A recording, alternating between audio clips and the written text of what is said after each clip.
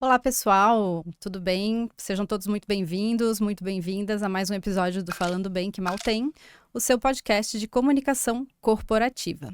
Eu sou a Raquel Sardinha, sou jornalista, especialista em marketing e hoje a gente está aqui com uma convidada muito especial para poder falar sobre branding na comunicação corporativa.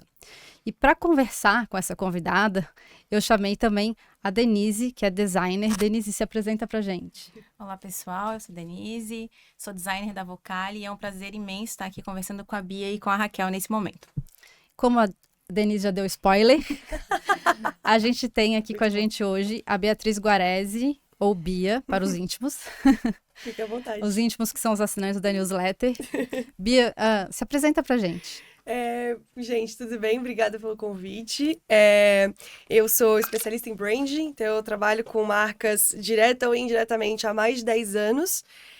Eu sou criadora de conteúdo, então eu criei a Beats to Brands. Começou como uma newsletter em 2018, hoje já são mais de 60 mil assinantes na newsletter, fora a interação e os seguidores em outros canais. Então eu consigo afirmar com segurança de que são mais de 100 mil pessoas no ecossistema da Beats.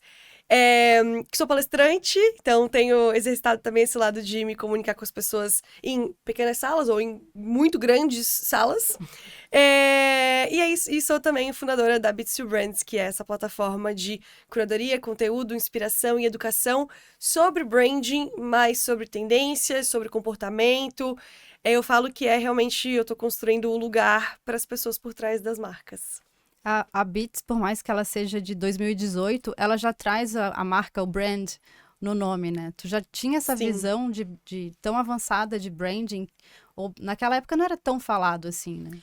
Ai, gente, é porque pra mim, a Beats começou em 2018. Em 2018, eu tinha acabado de chegar na Ana Couto, que é uma das maiores consultorias de branding do Brasil. Fui lá pra ser estrategista. Mas quando eu cheguei na Ana Couto, eu já sonhava em trabalhar na Ana Couto há muitos anos. Então, a minha relação com o branding, eu descobri o que era branding e falei, acho que é isso que eu quero fazer da minha vida, em 2013. Inclusive, aqui em Florianópolis, só contextualizando, nós estamos em Florianópolis nesse momento, é aqui onde eu estudei, onde eu me formei. Então, o meu trabalho de conclusão de curso foi um estudo de marca, foi um estudo de estratégia de marca. Eu já estava olhando para branding em 2013, 14. Então, em 18, e eu concordo sim que é um assunto que ganhou muito mais presença e relevância, até redes sociais, conteúdo, eventos, talvez de uns 4, 5 anos pra cá, mas ele já era muito presente, pelo menos pra mim e na minha cabeça. E quando eu comecei a criar conteúdo, eu sabia que ia ser uma newsletter, mas veio essa dúvida, assim, de se ia ser um conteúdo autoral, tipo, leia os textos da Beatriz, assine a newsletter da Beatriz. Só que daí entra a coisa de ser uma pessoa de branding. Eu falei, cara, não, eu acho que eu quero ter realmente uma marca, uma plataforma, eu quero dar um nome pra isso aqui. Na época, uma referência que eu tinha muito na cabeça era a Natália Arcuri e o Me Poupe. Eu falava isso em voz alta muitas vezes. Eu dizia, não, a gente ouve a Natália Arcuri, só que ela tá criando o Me Poupe. E aí eu tinha muito essa lógica, então se a Natália Arcuri estaria para mim, o que que seria o meu Me Poupe, né? O que que seria essa Aham. marca que ia dar conta do conteúdo que eu tava criando. E aí, enfim, um jogo de palavras que teve muitos testes e muito um processo de ideação ali, veio o Beats to Brands. Bom, a gente está partindo do princípio que quem está nos escutando já sabe o que é branding, né? Mas se tiver que Sim, contextualizar em uma frase. tá. Uma frase que eu tenho gostado muito de usar ultimamente, eu tenho falado para as pessoas sobre como marcas são histórias que a gente conta e histórias que a gente compra. Porque é você pegar qualquer produto ou qualquer serviço e ele, na sua essência, ele tem um valor que ele cria, ele tem um preço que você paga, só que aquilo que você está comprando é a história que está sendo contada em volta daquilo. Seja sobre aquilo ter vindo de algum lugar ou estar sendo feito por alguém, ser feito à mão versus ser feito em larga escala. E a história que você vai contar a partir, né, quando aquilo começa a fazer parte da sua vida. Seja ela uma história de tô tentando trazer exemplos de diferentes contextos aqui, assim, a história de como você é cuidadoso com a sua rotina, como você cuida bem da sua pele, do seu cabelo, como você cuida dos seus investimentos, como você pensa no futuro, como você se capacita no presente. Tudo isso são histórias que a gente vai contando uns para os outros sobre a gente mesmo, que passam por aquilo que a gente compra, e aí quando você constrói uma marca, você está querendo contar para as pessoas a história em volta daquilo ali. Então, qual que é a diferença que aquilo vai fazer na vida dela? Da onde aquilo veio? Por que aquilo é especial? Por que ela deveria comprar aquilo e não outras coisas? E tudo isso a gente vai contando, sim, através de palavras, como eu chamo a minha plataforma, como eu explico ela, mas a gente também conta através de imagens. Se eu quero que a história em relação àquilo seja uma de um produto mais premium, como é que ele tem que se parecer? Como é que tem que ser a embalagem dele? Como é que tem que ser a experiência de compra dele, de pós-venda dele? Então, eu gosto dessa analogia com histórias, porque eu me sinto uma grande contadora de histórias na minha vida, e juro que me deu esse estalo. Falei, por que eu acho que eu conto histórias só depois que eu comecei a escrever ou palestrar? A real é que quando eu penso uma marca, quando eu digo que isso aqui vai ser desse material ou daquele, dessa cor ou daquela, também é uma história que aquele produto, aquele serviço está contando. E tu já tá trazendo a história daquele produto, daquele serviço para poder compor essa marca, né? Exatamente. Eu acho que a marca é meio como um produto e um serviço se expressa, como ele se coloca no mundo. E aí vai ficando mais interessante quando a gente pensa justamente naquilo como ele ajuda outras pessoas a se expressarem e se colocarem no mundo também. Que bacana. Ô, Bia, eu sempre falo que a marca, ela é o DNA, né? Como se fosse uma criação de uma outra pessoa. É Que verdade. tu tens que fazer aquilo, ter uma existência única, Uhum. né? E eu acho legal quando a gente consegue passar isso pra pessoa, passar isso pro cliente, porque geralmente o cliente não tem essa percepção.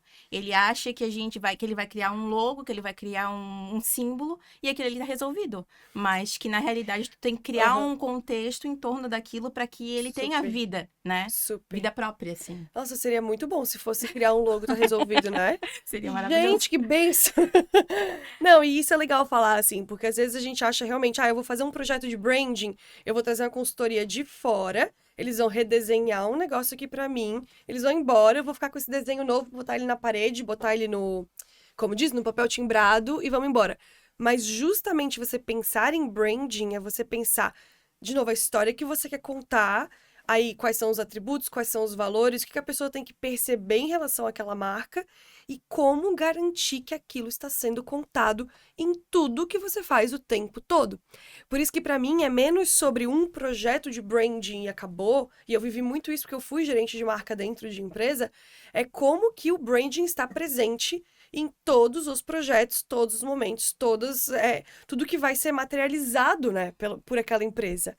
Então, sei lá, se você é uma empresa que faz muito evento, como é que você está garantindo que a mensagem da sua marca está presente e está construindo para além do o stand estar na cor certa, né? Sim, são todas as pontas, né? Elas têm que comunicar Exatamente. igual. Se você atende, por exemplo, se você atende muito cliente, como é que tá o discurso da pessoa que está atendendo? Qual que é o seu principal argumento de vendas? E aí não vamos nem falar de conteúdo em rede social, que é todos os dias. Sim. Tudo isso tem que estar construindo para a mesma direção, não só de negócio, mas também de posicionamento de marca, e por isso que a gente também preza para que essas coisas estejam sempre alinhadas. E aí a gente vê também como que o branding, ele faz muito parte da comunicação corporativa como um todo, né? Super, super, porque é isso. Branding é essa, digamos assim, é esse DNA mesmo, né? Esse código genético que a gente um pouco identifica, um pouco às vezes reescreve para estar super alinhado com o negócio, mas depois ele ganha vida, e a gente chama isso de pontos de contato, né? Em todos os lugares. Então, uma marca vai ganhando vida através de cada um e cada coisa e cada contato que a pessoa tem com aquele negócio. Por isso que quando a gente fala de comunicação corporativa, basicamente, trazendo, né, até para a palavra, é a empresa se comunicando, é aquela empresa falando com o mundo, falando com o mercado, ela tem que estar sabendo contar a história dela e contar a história certa, né? E que todo mundo dentro da empresa que tem alguma ligação com aquela empresa esteja alinhado com aquela mensagem, né? Super. E acho que não só alinhado, mas uma coisa que é super importante, e aí trazendo de novo para esse pensamento de parece que branding é um povo que vem de fora, resolve ali, desenha um negócio e vai embora. Cara, branding é muito uma coisa que tem que existir dentro da empresa em cada uma daquelas pessoas. Tu diria que é cultura. Super. Cada funcionário tem que saber falar em uma frase. O que é essa marca? Qual que é a história dessa marca? O que é valor sobre essa marca? Qual que é o diferencial dessa marca? Cada pessoa que está ali dentro tem que ser fluente nesse discurso. E tem que saber, tem que ser os primeiros que estão levando essa mensagem adiante. Não porque alguém mandou, hoje você precisa gravar um TikTok. Hoje você precisa... Não, mas é porque você sente orgulho verdadeiramente daquilo. A gente vê muito... Eu vou dar um exemplo, um caso muito específico, mas acho que ilustra bem.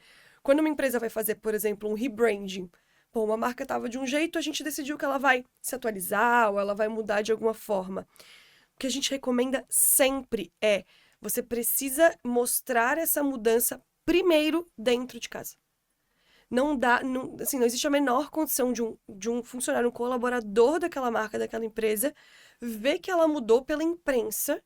Sim, a gente fala muito disso. E não porque aquela história foi contada. E não porque é uma obrigação, mas é porque precisa ser um momento de encantamento. A pessoa precisa olhar para aquilo e se orgulhar daquilo. E como é que a gente garante que isso aconteça, sabe? Eu acho que todo colaborador precisa ser um embaixador daquela marca. Eu entendo até que os colaboradores, eles acabam sendo os primeiros clientes de uma empresa, né? E quando eu digo primeiro, não é o primeiro de venda, mas para quem que a empresa tem que olhar primeiro para entender se aquele cara, aquela pessoa ali está comprando essa empresa, porque também como é que ela vai vender, né? Exatamente. Não, perfeito. E até às vezes, literalmente, né? Às vezes a gente tem empresas que são muito conhecidas pela sua cultura muito forte, que são aquelas empresas em que os funcionários não compram dos concorrentes. Vocês já ouviram falar dessas empresas? Eu não vou citar nomes, mas tenho certeza que todo mundo conhece alguma. Que é, a pessoa trabalha, às vezes, numa empresa de bens de consumo, ou de bebidas, ou até de roupas. Ela não entra na loja do concorrente, porque ela tem convicção de que aquilo que a empresa dela faz é o melhor possível. De que aquilo que a empresa dela faz está sendo feito de um jeito que ela acredita. Então, por que ela vai ali numa empresa que ela não sabe ou que não tem a ver com os valores dela? Lógico que a gente está falando de um cenário aqui que é o desejável, né? Que nem todo mundo consegue estar assim alinhado de valores com o lugar onde trabalha e nem toda marca consegue transmitir isso para os seus colaboradores. Acho até importante a gente estar tendo essa conversa, porque vai que inspira mais pessoas a fazerem mais isso, né? Mas estamos pintando aqui um cenário que ele é talvez mais desejo do que realidade para muitas pessoas e muitas empresas. Mas já que a gente está falando de branding, uma marca forte, sim, tem que existir dessa forma na vida e na rotina dos seus colaboradores. Até porque vem da base, né? Super. Se não vier da base, a coisa não funciona, né? Porque se começar a pegar colaboradores que puxam para trás, os próprios colaboradores podem acabar com a imagem da empresa. Muito. E hoje em dia, com rede social, imagina, né? E o contrário também é verdadeiro. O quanto os colaboradores ajudam a alavancar a imagem da empresa. E aí, você falando, me veio um exemplo, não sei se vocês viram isso, que no último Natal, dezembro de 2024, rolou uma trend no TikTok das pessoas abrindo a cesta de Natal da empresa. Sim. Vocês viram isso? Uhum. A coisa mais, assim, eu fiquei hipnotizada, eu assisti vários. A pessoa posicionava, assim, o celular e dizia, vamos abrir comigo a cesta de Natal da minha empresa. E, cara, claramente, tinham pessoas que abriam cestas incríveis, que vinha desde do Chester de Natal, mas um monte de mimo, um monte de presente. Era um presentão de Natal mesmo. E outras pessoas que era, a empresa mandava produtos só da própria marca, a empresa mandava... E aí tinha vários diferentes. Mas como a pessoa, né, ela não só pode atrapalhar, assim, machucar a imagem da empresa, como ela pode alavancar, era muito, tipo, eu não fazia a menor ideia que tal marca tava mandando um presente tão legal pros seus funcionários. Você olha para aquilo e diz, nossa, eu não sabia que essa empresa era tão legal. E é aquilo que a gente fala também do employer branding, assim, como também um pensamento estratégico para atrair bons colaboradores, né? Você olhar para aquilo e dizer, nossa, essa empresa é mais legal do que eu imaginava. Eu acho que eu vou querer trabalhar ali um dia. E isso, às vezes, é uma pessoa com o seu celular no TikTok. E às vezes o empresário, ele não tem essa noção que ele precisa captar bons funcionários, bons colaboradores, né? Ele acha que faz parte só do colaborador correr atrás dele, mas não, às vezes ele retém esse colaborador, esse funcionário com esse tipo de ação, né? Muito. E também, assim, quanto mais. Eu acho que uma coisa que as pessoas talvez não tenham tanta visibilidade é que o contratar e o demitir, e o contratar e o demitir é um processo que tem um custo muito alto. Não só nele mesmo, mas cada vez que você vai e aí contrata uma pessoa, aí treina uma pessoa, não só o que você tá pagando pra ela e tal, mas quando ela vai embora, contratar outra pessoa, treinar outra pessoa, tudo isso você tá gastando. Então, quanto mais alinhada com os seus valores, quanto mais clareza da sua marca, daquilo da história que você tem pra contar, daquilo que seu produto ou serviço representa e tem de valor, quanto mais alinhada a pessoa já chega, talvez menor a chance dela ser surpreendida por uma série de coisas que ela não sabia, não era daquele jeito que ela Com imaginava, certeza. não é assim que ela gosta de trabalhar, e aí ela vai embora. Então, isso também que você vai transmitindo através das pessoas e através da comunicação como um todo de uma marca é super importante na hora de você ter uma taxa de retenção melhor, por exemplo. E eu acredito que isso seja um desafio também, né? Conseguir manter isso alinhado. Como garantir que esteja tudo muito bem alinhado dentro de uma corporação, dentro de uma empresa? O que eu gosto muito de falar nessas horas é a gente ter tanto alguém. Vou voltar. A gente ter tanto alguém responsável pela marca, com um olhar de marca mesmo, transitando por todas as áreas da empresa e não só o marketing. Isso é super importante. Então, os projetos em que eu mais fui bem sucedida enquanto gerente de marca, quando eu trabalhei dentro de empresas, eram os projetos que eram projetos de produto, mas eu estava sentada lá. Eram projetos de people, muitas vezes de gestão de recursos humanos, e eu estava sentada lá.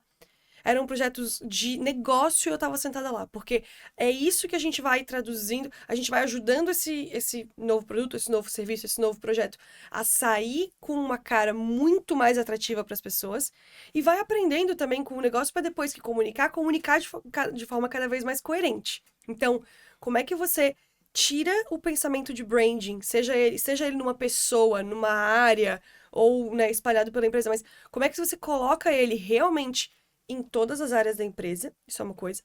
Mas por outro. Desculpa, foi a Siri.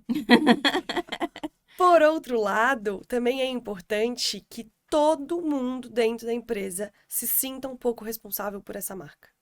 E isso era uma das coisas mais especiais, assim, de novo, eu entrar numa reunião com um time de produto ou com um time de tecnologia e alguém levantar a mão e dizer, mas eu acho que isso aqui não tem nada a ver com a nossa marca. Nossa, isso pra mim era sucesso. Perfeito. E por que a pessoa faz isso? Primeiro, porque ela sente esse orgulho e esse cuidado, que é o que a gente estava comentando agora. Ela se sente parte daquilo. Ela quer ter uma marca muito legal. E ela vê essa marca sendo legal nas redes sociais, na comunicação. Ela sabe que tem um cuidado que precisa ser tido ali. Mas ela tem clareza de quem é aquela marca. Então, como é que a gente faz com que uma marca aconteça bem no ambiente corporativo? Então, por um lado, você ter pessoas responsáveis pela continuidade, pela consistência, pela gestão dessa marca, transitando pela empresa inteira. E segundo, você tendo uma clareza de entendimento da empresa inteira de o que aquela marca quer ser. Se isso vai acontecer através do CEO, numa grande apresentação, se isso vai ser uma série de treinamentos que todo time vai tendo em relação à marca, se isso vai ser dinâmicas, presentes que as pessoas recebem, o guia que elas recebem em casa. Tem tantas maneiras diferentes de você educar as pessoas sobre a marca, mas eu acho que isso é muito importante. Porque uma vez que elas entendem, elas conseguem avaliar no dia a dia. Isso aqui tem a ver, isso aqui não tem a ver. E aí é que a mágica começa a acontecer de verdade. A gente está falando aqui do branding ser entendido, ser absorvido dentro da cultura de uma empresa. Mas a empresa também precisa vender, né? Então, Sim. e aí a gente entende muito a questão do brandformance, que é você pegar e juntar um olhar para branding, mas também um olhar para performance e conseguir equilibrar as duas coisas. Vamos lá. Aqui eu também não tenho uma resposta direta e objetiva para dar. Aqui tem dois aspectos que a gente precisa olhar. Então, quando a gente pensa em branding contribuindo com os resultados da empresa, existem duas maneiras que uma marca forte faz isso. Primeiro, é quando ela tá realmente com o olhar de construção de marca. Então é isso, quando eu tenho a melhor embalagem possível, quando eu tenho a melhor campanha possível, quando eu tenho ali o meu pensamento de marketing, o meu olhar direto para o consumidor, e eu tô fazendo aquela marca ficar cada vez mais atrativa, eu tô facilitando sim na ponta um processo de venda. Porque isso, e a gente sabe, e aí são estudos e conversas que acontecem muito, assim, as pessoas estão tomando decisões cada vez menos imediatas. Então, não é recebi uma abordagem de vendas, eu vi um anúncio, cliquei, que de fato gera uma compra. Uma série de outras lembranças, associações, geração de demanda, conteúdos que eu li, necessidades que alguém me apontou, que eu não sabia que eu tinha, um evento que eu fui, uma pessoa que eu conheci. Tudo isso vai me levar até aquele clique. Então, são decisões que são cada vez menos imediatas e elas são cada vez menos racionais. Nós somos seres que escolhem as coisas, nós tomamos decisões com base muito mais em emoções e percepções nossas, dos outros, o contexto, o entorno, do que, de fato, uma avaliação fria e calculista de custo-benefício. Depois de tomar a decisão de forma emocional, a gente vai para o racional tentar justificar. Exatamente. Sempre. Então, quando a gente entende essas duas coisas, a gente entende que a marca, sim, tem um papel importante para cumprir na conquista do resultado.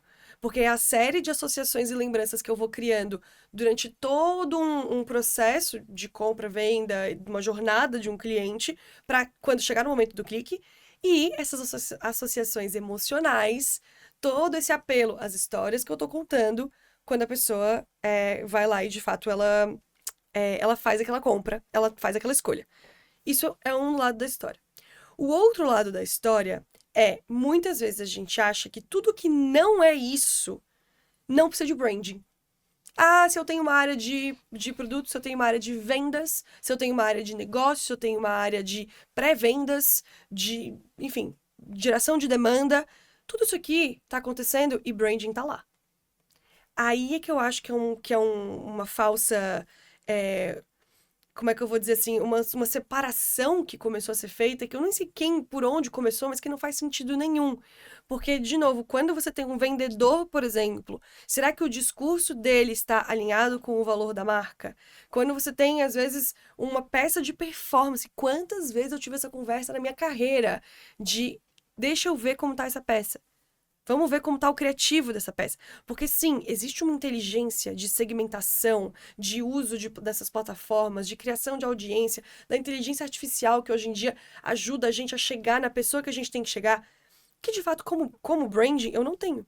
Não tenho e não pretendo ter, e respeito muito quem tem. Que são pessoas que estão lá focadas exatamente em quem está pronto para comprar agora, como é que eu chego nessa pessoa na hora certa, no canal certo.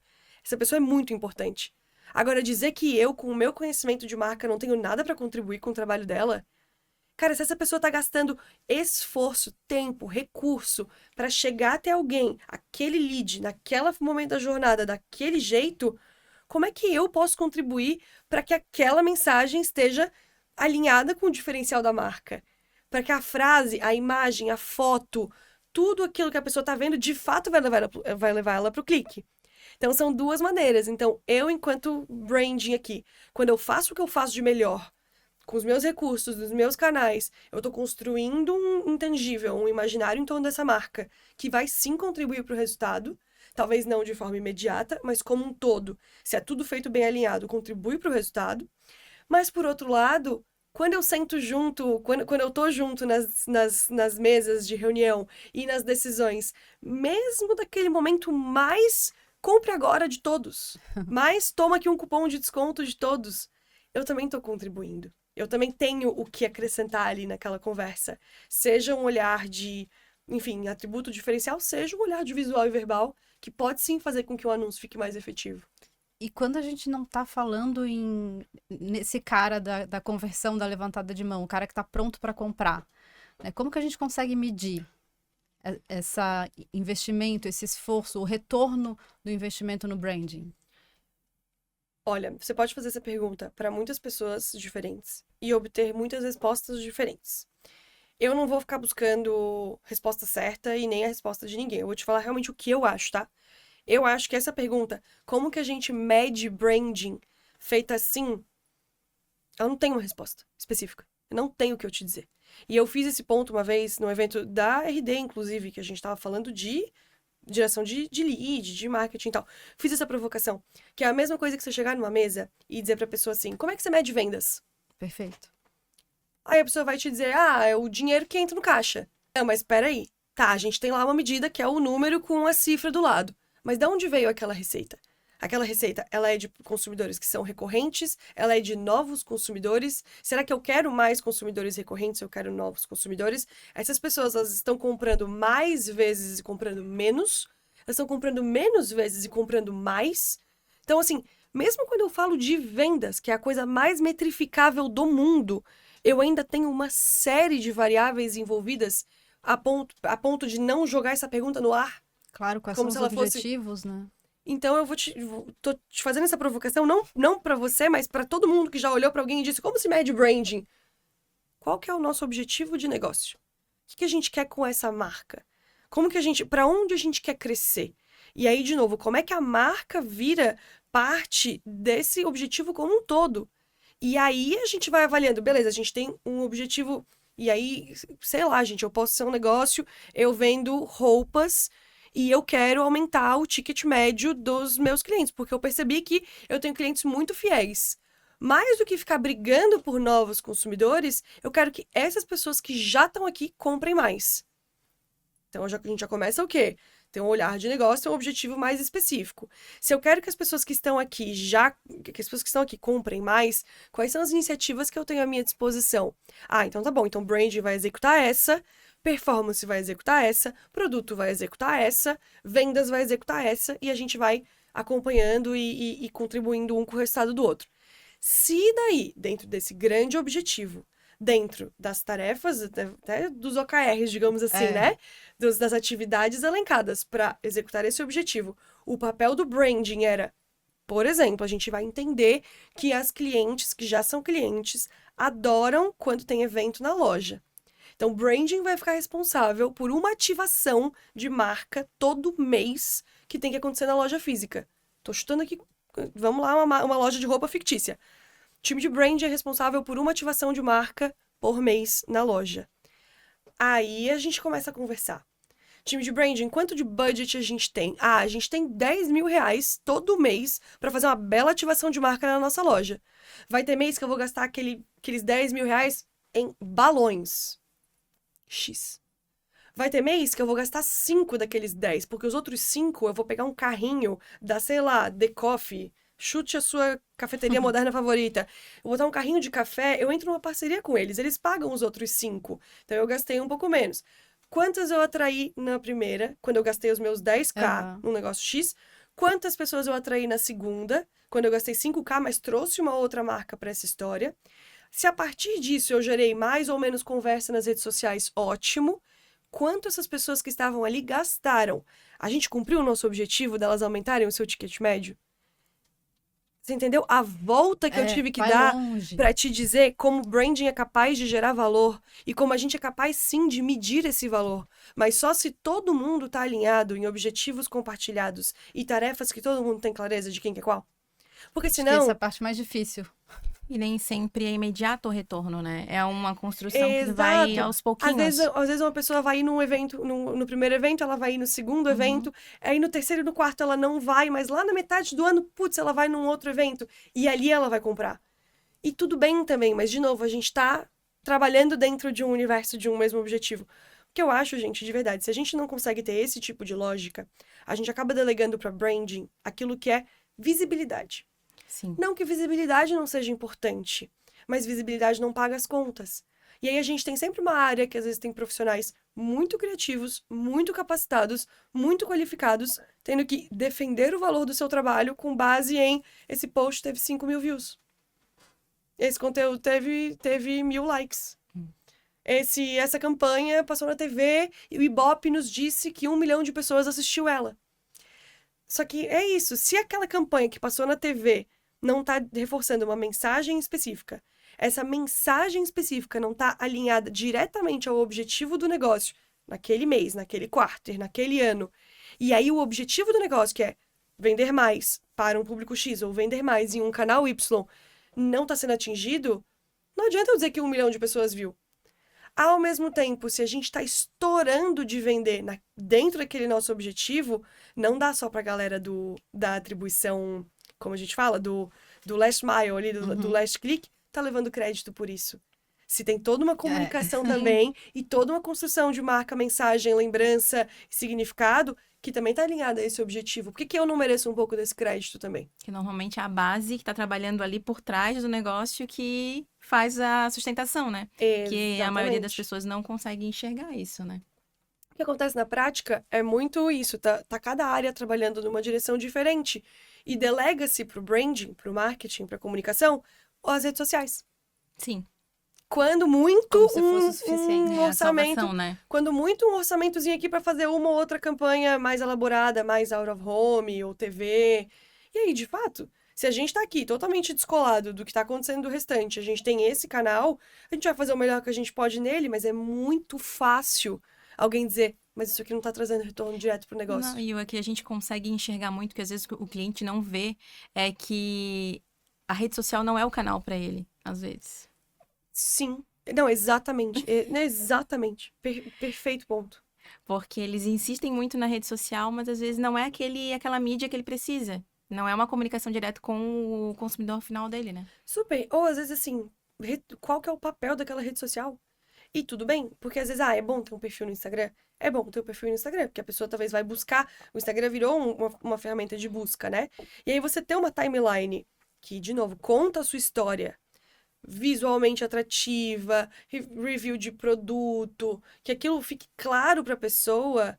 Beleza, ela vai olhar, ela vai entrar, ela pegou a informação que ela precisava. Mas agora que você vai ficar criando conteúdo todo dia, 2, 3 vezes por dia, ou toda semana, ou todo mês, querendo que o seu cliente ou potencial cliente seja lá te enchendo de likes, às vezes isso não é nem o comportamento das pessoas. Sim, pensa você como usuário. Quanto tempo você passa, real, oficial, dando like e compartilhando post de empresa? Tipo, pensa um pouco. Sim, de verdade.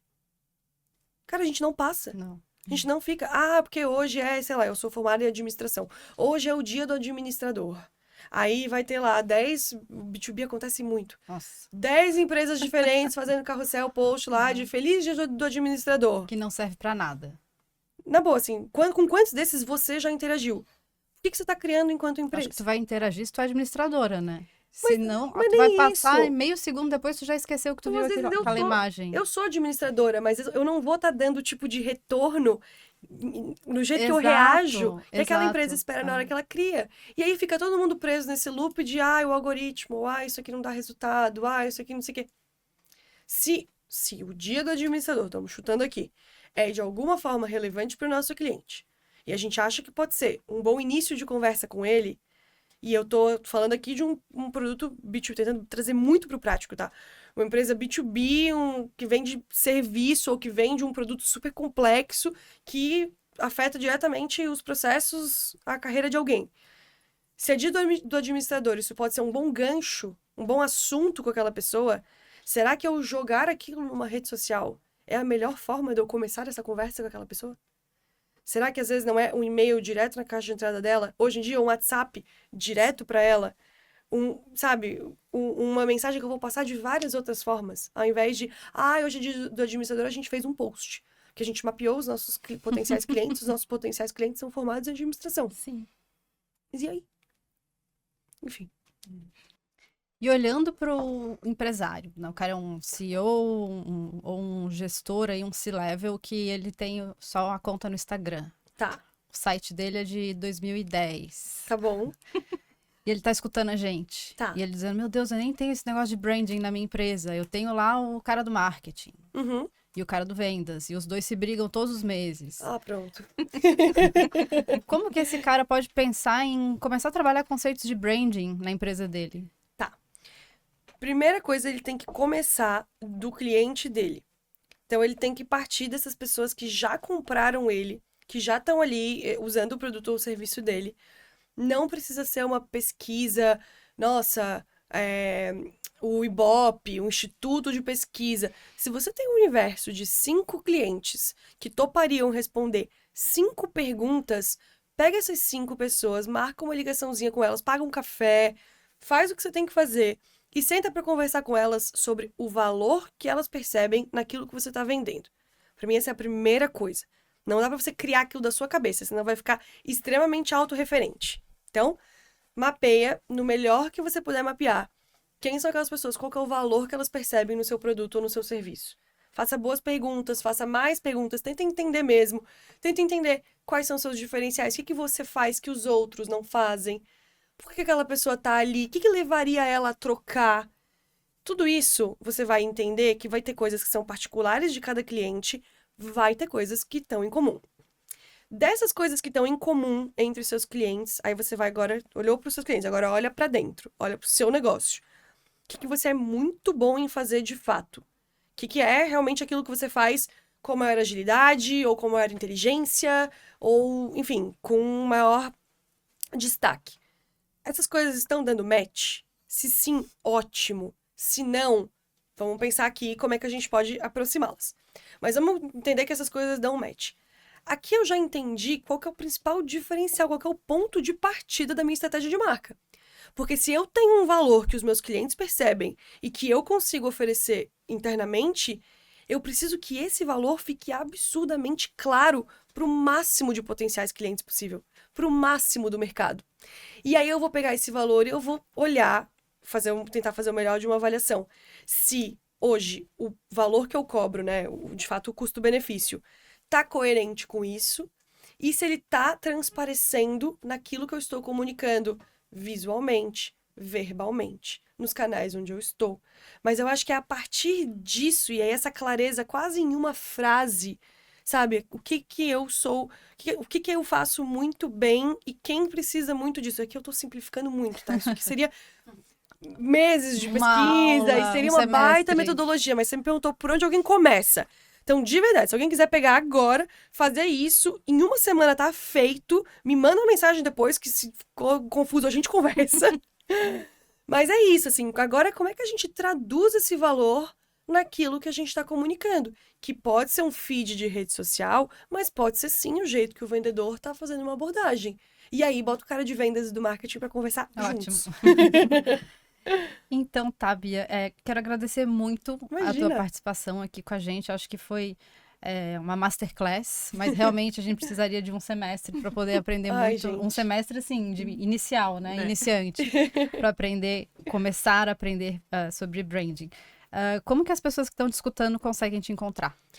Bom, o jeito mais fácil de me encontrar em qualquer rede social é meu nome e sobrenome, Beatriz Guarese, mas onde eu mais gosto de encontrar as pessoas é na Beats to Brands. Então, se vocês puderem deixar o link na descrição do episódio ou no título do episódio, que eu sei que é uma palavra em inglês, às vezes as pessoas não conseguem escrever, mas a Beats é uma newsletter que chega toda semana gratuitamente na sua caixa de entrada, mas também uma plataforma no Instagram, também palestras, workshops, acho que se quiserem levar também esse conhecimento para suas empresas e agências é sempre um prazer. Mas a Beats é onde eu mais gosto de ser encontrada, porque eu acho que é onde eu mais estou feliz e entusiasmada compartilhando todo esse conhecimento em brand. E tá a tua essência ali e, de fato, o teu conhecimento. Sem dúvida, eu me esforço muito para isso. Muitíssimo obrigada pela tua participação. Imagina. Chegamos ao final de mais um episódio do Falando Bem, que mal tem. A gente espera vocês para escutar a gente na próxima Play. Até lá.